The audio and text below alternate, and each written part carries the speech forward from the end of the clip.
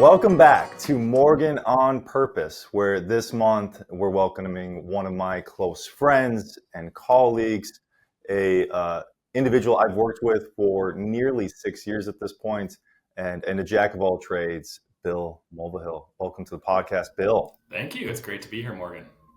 Yeah. I say jack of all trades because Bill has a CPA, a tax background. He's incredibly good with tax strategy and skilled there. And that's something our clients love, particularly our business owner clients. But Bill is so much more than tax. He started his career as an investment analyst. He's a certified financial planner and a certified exit planning advisor. So not only does his resume make him an amazing advisor for business owners and retirees and a whole host of other individuals, he also has his own experience of being a business owner. So let's start there. Bill, Trailhead isn't your first time as a business owner, but what was the one thing that surprised you the most as a business owner? Oh, that's a good question. I think a common thing that people talk about, and I think it's true, is just how many hats you have to wear as a business owner. I think the thing that's been the hardest and that I struggle with the most is when you're a business owner, there's no boundaries put on you. So, if you have 25 ideas for things you want to do, there's nothing preventing you from trying to follow all of those 25 ideas all at once. So you kind of have to find a way to create your own guardrails. And if you pursue every idea at once, you're not going to be successful. And so you somehow have to find a way to focus and stick with like one vision over time in order for you to succeed. But that's hard because as an entrepreneur, you have a lot of ideas that you want to follow. So that I think that's been surprising because I don't think I realized that or felt that until I actually took the leap and was a business owner myself. Yeah, I happen to know that you always thought about being an entrepreneur, that you kind of wanted to do your own thing. But did you see yourself as having those, let's call them like visionary characteristics? Yeah, I feel like I'm a mix. I'm a little bit like visionary and a little bit integrator. But yeah, I've definitely always had kind of a desire to be an entrepreneur and a business owner. I think of myself as a visionary, but I like getting in the weeds too. I like thinking about processes and operations, and so I'm kind of somewhere in the middle, I would say. What do you think? Like, how has your experience as a business owner, taught you to think about some of the business owners you work with, or just entrepreneurialism in general? Like, how do you think one has impacted the other? Oh, well, I think what's hard when you're a business owner, especially a small business owner, is that there's only so many resources, and that's financial, time, and energy.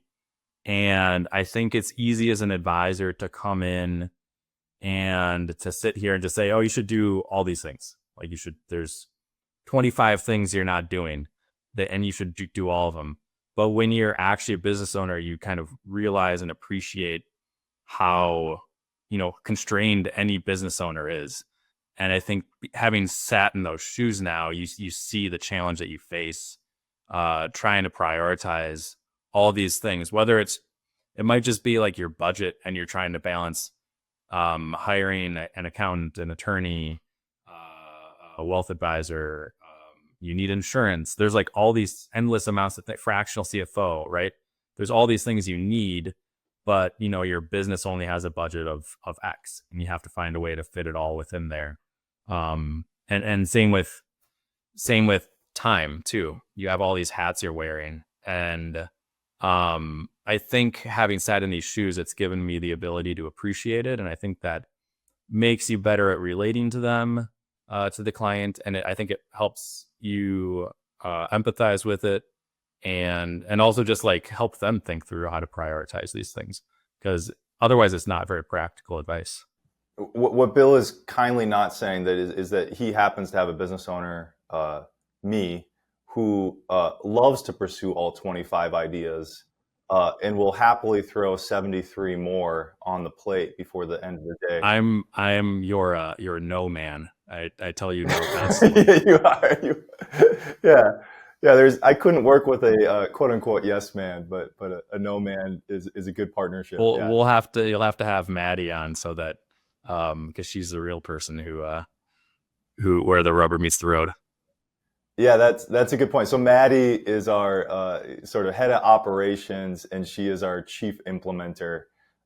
She's the get crap done Yep. person in our office. She's a So yeah, doer. she'd be a great person. I always say my brain didn't work until we hired Maddie full time, and then it was like, oh, there's functioning things in here, you know. And it still doesn't work sometimes. You're talking about me? Yes. I sense, yeah, yeah, Yeah. yeah. All right. So just tell you a little about Bill. He had his own business. He had started his own wealth management company prior to merging into Trailhead Planners with me and with Courtney, our other partner, who was just on the last podcast. And I think that was this has been your first partnership experience. So what's surprised you the most about being in a partnership with other professionals? Oh, oof. And if you say anything bad about me, I said this to Courtney, if you say anything bad about me, we'll cut it. All right, sounds good. My podcast. I want it on actually. Please don't cut it. No, I mean, I think the challenging thing with partnerships is just that like goals change. Peop, I think we've had a really good vision at first that was very aligned, and then I think what you have to grapple with is that like naturally goals and visions change and what people want in life change, and I think that's what makes it so hard. But then on the flip side, I think what surprised me as well is just how much when there's alignment, how much that just like leads to like, a compounding effect where you get like 1 + 1 = 3. It's felt like every time we have a lot of alignment, you just kind of see the benefit. And I don't even know what leads to it sometimes. It just feels like when there's more, when you have a team of people kind of swimming in the same direction toward a common goal, like good things just happen. And sometimes that it's easy to point to how that happens, and sometimes it just feels like the universe just falls into place when you have a team. And I think I underestimated that, when we first merged. I think there was when we first merged. I'm curious what your thoughts are, but I feel like for me it was just more like the motivation for me was like it's just more fun to do things with other people, and I was looking forward to that. I think I underestimated how much it would actually lead to better results too. And I think that's definitely the case. Yeah, I think both of us, and we've had this conversation with many business owners and friends who are, proposing a partnership or considering a partnership. I think we're proponents of it. And sometimes we talk to partners and we're like, well, tell us about your partnership agreement. It's like, well, we don't really, I don't really care. We trust each other.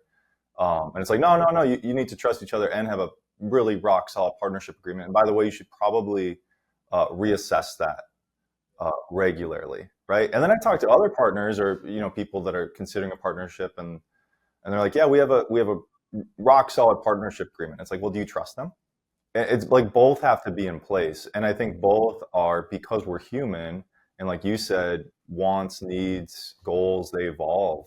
Uh, Both need to be reconsidered on a regular basis. Yeah, I think in an ideal world, anyone thinking about a partnership, the more detailed and specific you can be at laying those things out, whether it's, what are your goals now? What are your short-term, medium-term, long-term goals? How do you envision working together? How are decisions made? What happens if there's a dispute? Like the more specific and concrete you can lay those things out at the beginning, the better. And then that I think sets the foundation for things to go more smooth, as things evolve. And it also gives you like a template and a framework to review and update it. And that process, I think, can just facilitate good, healthy partnership discussions. I think what you want to try to avoid is things being in kind of like the murky gray area where it's not really clear how decisions are made. It's not clear how disputes are going to be handled. And I think the other thing you have when that's the case is just assumptions. Like people just have assumptions that were made in their head that they just took for granted and assumed were the case. But if it's not written down and clear, and sometimes if it's unsaid, then it's, you might be basing your thinking and your partnership on a faulty assumption. Yeah, I keep going back to what you said about alignment, and it certainly is the secret sauce of, alignment is an accelerant. It is fuel. And misalignment, whether you're aware of it or not, and I think that's the problem, is a lot of times there's misalignment in a partnership and no one knows because you're not communicating, we're not talking about it, whatever it is, right? But that alignment is so important. And I think we're not great implementers of EOS, like an entrepreneurial operating system. I wouldn't say we're experts in implementing that, right?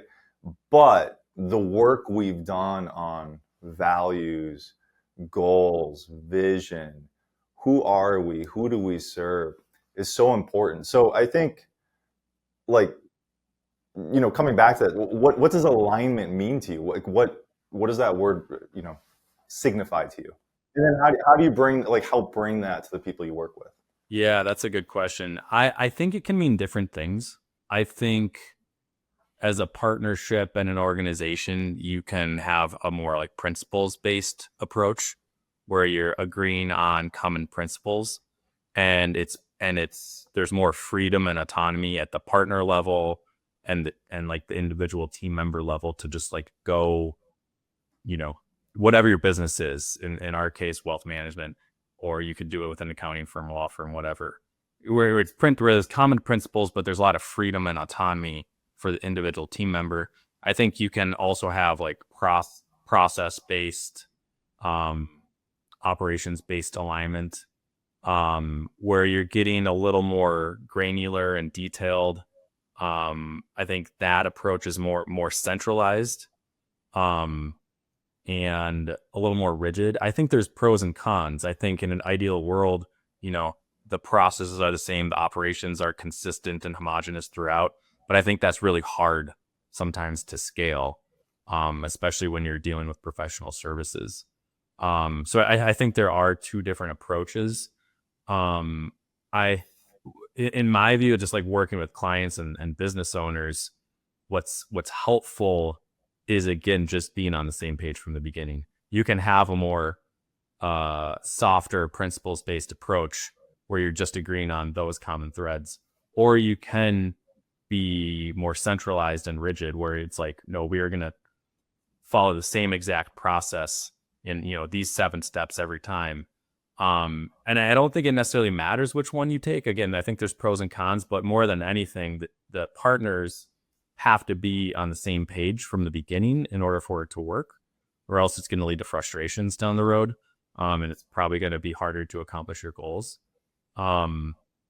I think just, we work with clients in a lot of different ways. Sometimes it's more, just purely wealth management. Sometimes when we're kind of getting into the weeds of a business, we're more involved in the strategic planning that the business owners are doing. And I just think what's helpful with our process, that we take clients through, is it just leads to those intentional conversations.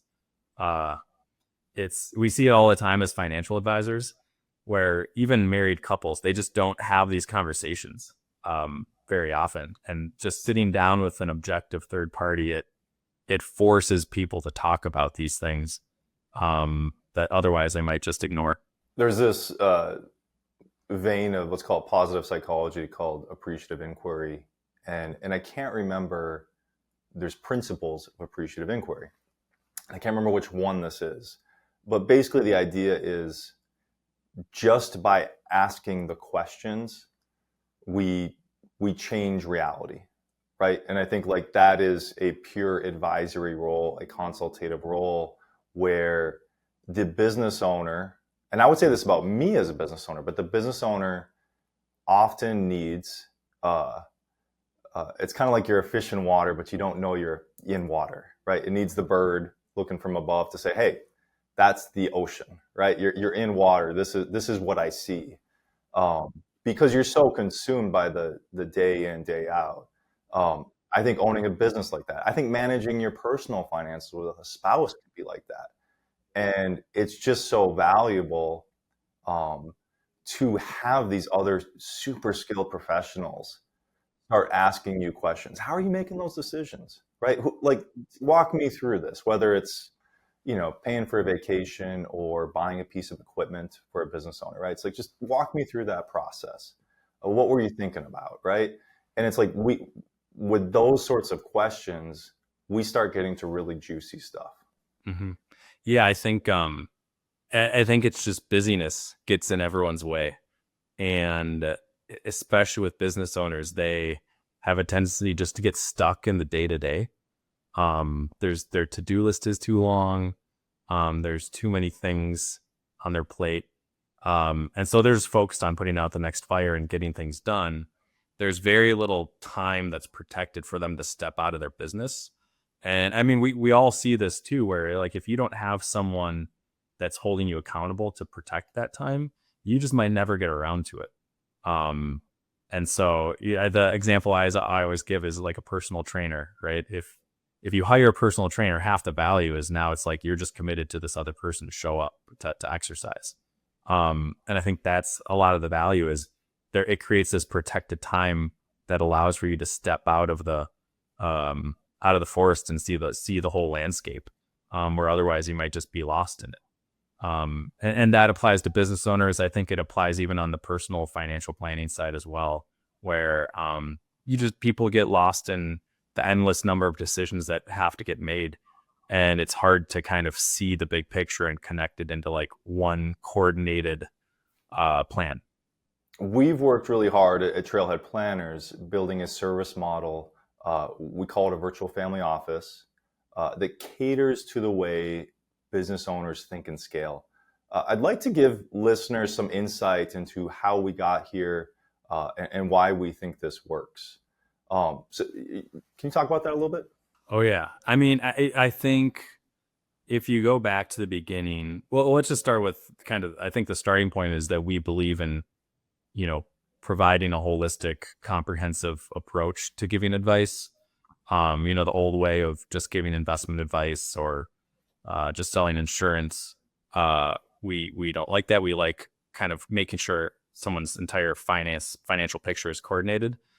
When, obviously we started out, a number of years ago, we took the approach of trying to do it all under one roof. We were preparing all the tax returns ourselves. We were, taking the lead on insurance planning. We were kind of the driver of advice all within our walls. I think the thing that you miss though is that there's so much value when you can find great experts in their own respective fields, like tax, for example, or insurance. And especially when you're dealing with business owners, things just get too complicated where it's really hard to do an all-in-one approach, especially because like the needs for a business owner who's a dentist, who owns a dental practice, is going to be very different from the needs of someone who owns an e-commerce company. And that's going to be very different from someone who owns a winery in California.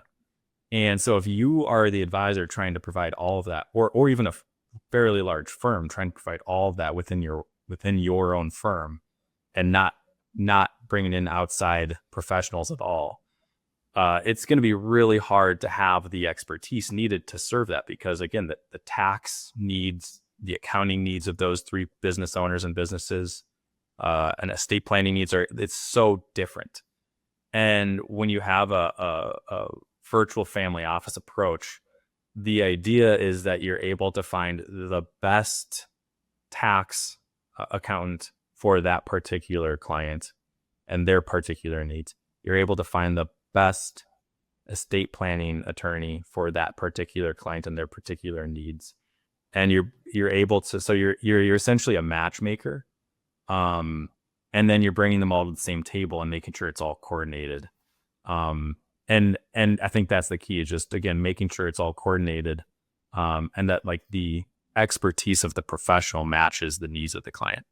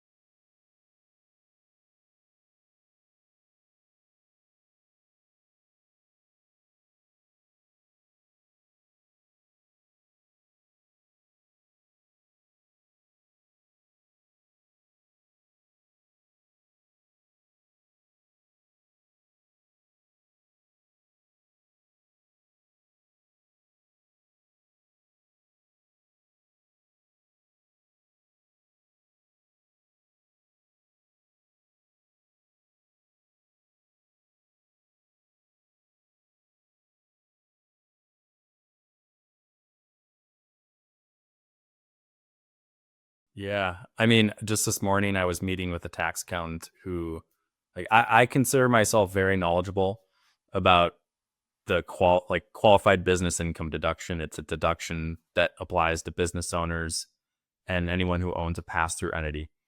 It's a really valuable and important tax planning concept. I consider myself really knowledgeable about it, but this morning when I was having coffee with this tax advisor, he was talking about stuff that was so far beyond what I've dealt with, and it was just a good reminder of why you can't try to do it all yourself. And I think, if we're trying to provide the best service to a client and the best outcomes, I think there's a few components that go into that. One of them obviously is like, we want to build our skills as much as possible and like raise that. And so we take that seriously as a firm, and as professionals, we're constantly spending time and money like on our continuing education. So that's one important component. I think the other important component then is honestly just like constantly building your network of other adjacent professionals, so that when a need arises with a client, you're able to kind of build that team that we're talking about here as appropriately as possible.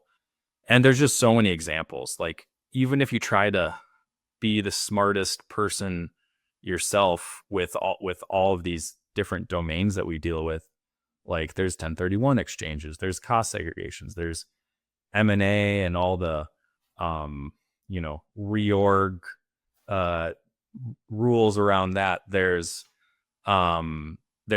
entity analysis that goes into it, and that's just tax. That's not even getting into like estate planning, insurance, investments. Like it's just so endlessly, there's just such an endless amount. And so I think if you can take the dual approach of like build yourself up as a professional in your firm so that your capabilities are as strong as possible, but also kind of build your network of resources and professionals on the outside, I just think that leads to the best outcome for the client. Because you're just able to build the best team for each specific client. Yeah. In particular, I can see where, I know all that stuff, but I can see where you need a little extra support. Someday I'll get there. Yeah, right. Okay, so that's a wrap for this month's podcast. You can learn more about Bill and me on the Trailhead Planners website. Bill's also super active on LinkedIn, so give him a follow there. Connect with him if you like, and we'll include all those links in the episode notes. So be sure to subscribe wherever you get your podcasts, and I'll see you back here next month.